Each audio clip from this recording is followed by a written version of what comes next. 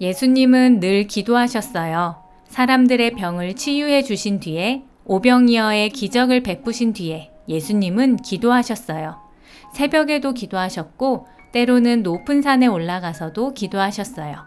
12명의 제자들을 세우실 때에는 걱정도 되고 기대도 되셨는지 밤을 새워서 기도하셨다고 해요. 특히 십자가에 달리시기 전에는 겟세마네라는 동산에 올라가 기도하셨어요. 얼마나 간절히 기도하셨는지 땀을 피처럼 흘리면서 기도하셨다고 해요. 복음서는 예수님의 말씀과 능력의 이야기를 들려주면서 이렇게 늘 예수님의 기도에 대해 이야기하고 있어요.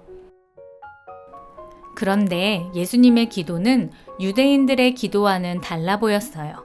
당시 유대인들은 기도를 통해 자신이 얼마나 경건한지를 보여주기 위해 금식하면서 나 굶고 있습니다 라고 알리듯 힘든 표정으로 다녔다고 해요.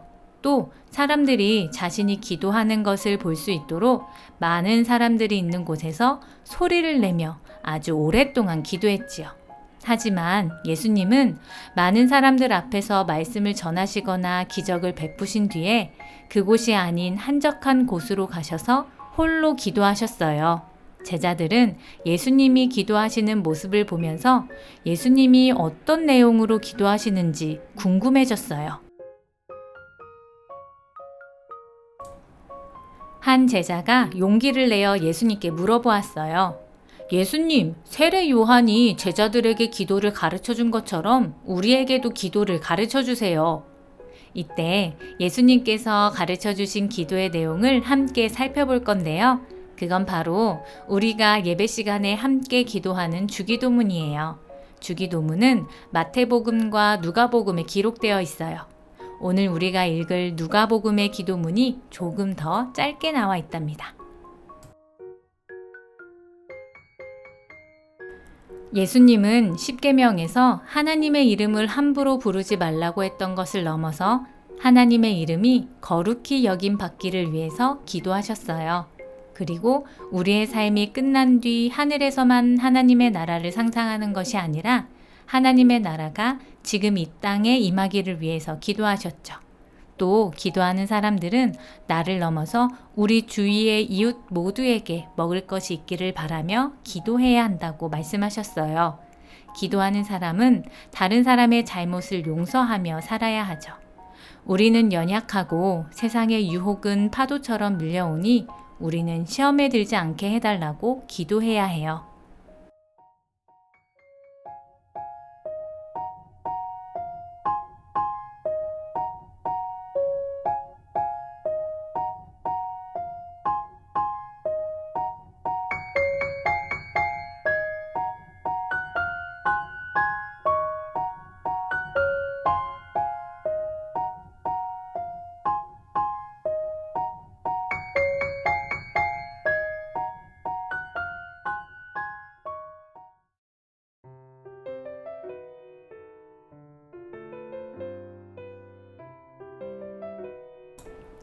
오늘은 예수님께서 기도하셨던 마음으로 홀로 조용히 주님의 기도의 내용을 생각하며 기도해봐요.